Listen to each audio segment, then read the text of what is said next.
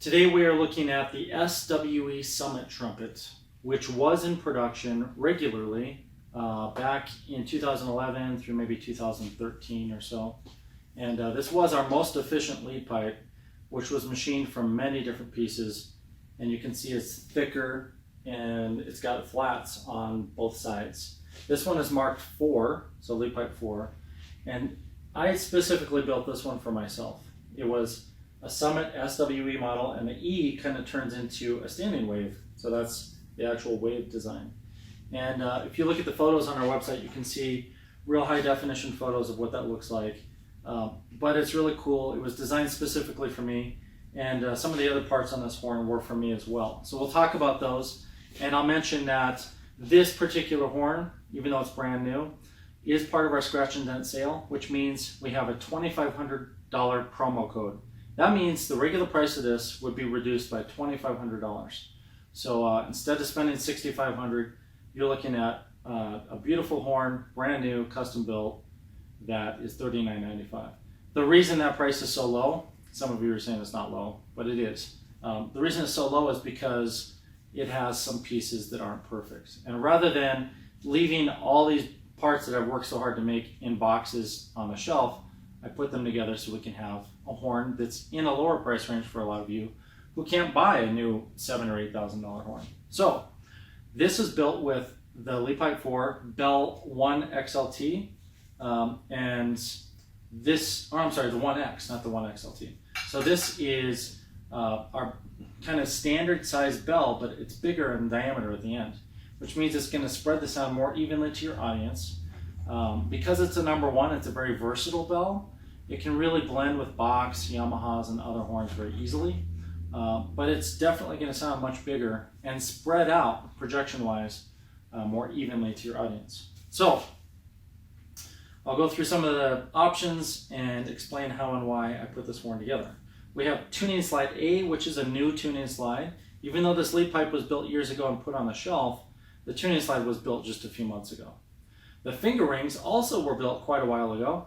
Those are a skeletonized design, and those finger rings are lighter than a normal setup. They look really cool. I like them, mainly because they've got a design element you don't normally see, outlining that elliptical shape. Saturn water keys on the main tuning slide and the third slide. We've got a standard screw for the screw stop, which you can interchange with our ball lock stop if you want that instead. It fits in the same spot. We have tapered top caps, which this may be the only set of tapered top caps I ever made, because all these parts were really designed for me. I was going to build myself a horn, I never did, and now we kind of put all these parts together. The top inlays, the finger button inlays, are black onyx in a smaller diameter, so I think those are 12 millimeter. Again, I set them aside for myself. And the bottom caps are the grooved style, but in the 3/8 inch, so they're lighter than normal, but we've got these grooves in there. So again, I built those just for myself, for fun. We've got the high efficiency first and third braces. So those are modern braces that we normally make. And then the top bracing is a Summit Zero design. And that was a project horn that I was going to build for myself many years ago. And the idea was, there's lots of 1s and 0s in here. I was working with binary code, and I was going to create a horn that had that design in the top, and then microchips and LEDs and circuit boards throughout the horn. I never made the horn, mainly because I got so busy working for you guys building custom horns that I never got around to building myself as many horns as I had hoped. So there you have it. The bell, being a 1X, this one actually is a brand new bell. There are no scratches or dings or anything on it. So technically, this horn, in terms of scratch and dent horns or parts, really has nothing. There are no scratched or dented parts on this horn. What makes it part of the scratch and dent sale is I put it together at the same time as the others, and it wasn't intentionally put together for this bracing and this lead pipe and finger rings and all these parts to go together intentionally. So really, there's nothing wrong with it. It's a brand new horn, perfect condition. And actually, when I think about it, I should probably just put the price back up the way it should be and take it out of the sale, or take it home. So I'll play a few notes for you. and then we'll talk about the efficiency.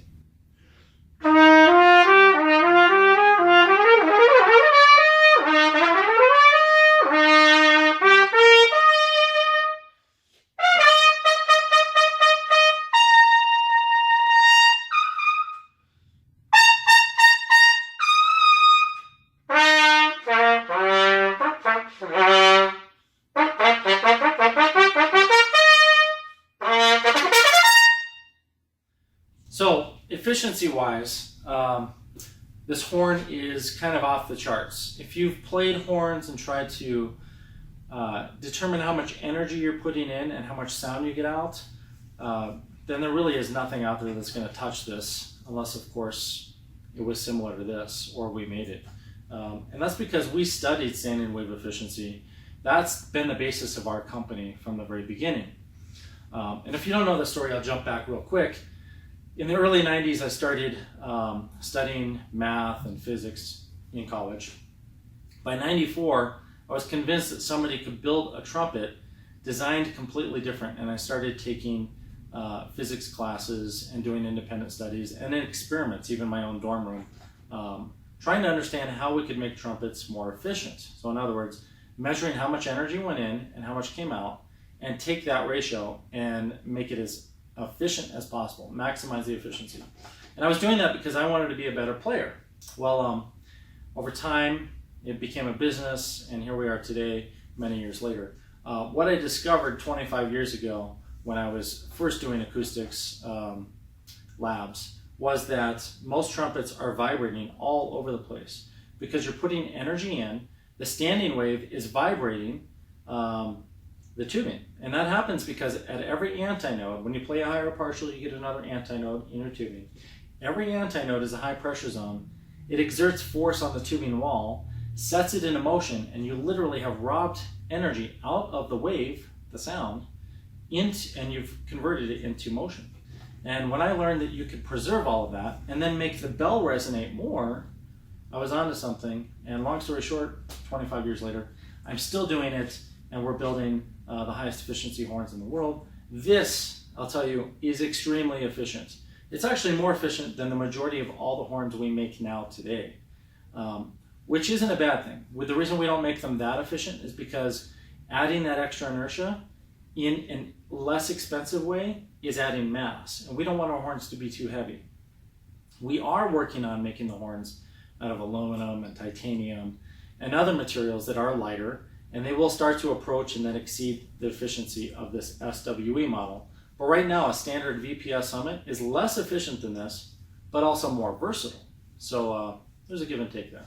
But I'll tell you what, this is a great playing horn, and I'm tempted to pull it off the sale.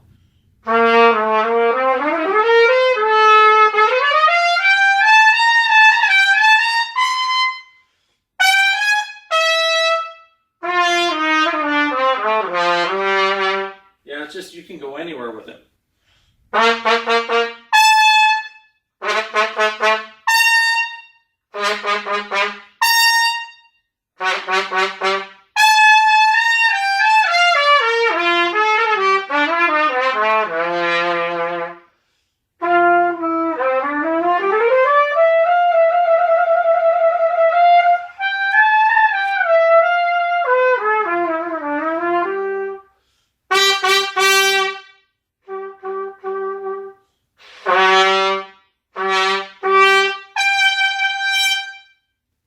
I love it. All right, so that is the SWE Summit trumpets. There's only one, the Summit Zero model. It's an SWE Summit Zero. It's kind of a hybrid because it was supposed to be two different models. I put them together, and it's the only one. So if you want a collector's item that's really fun to play, here it is. All right, I'll see you next time.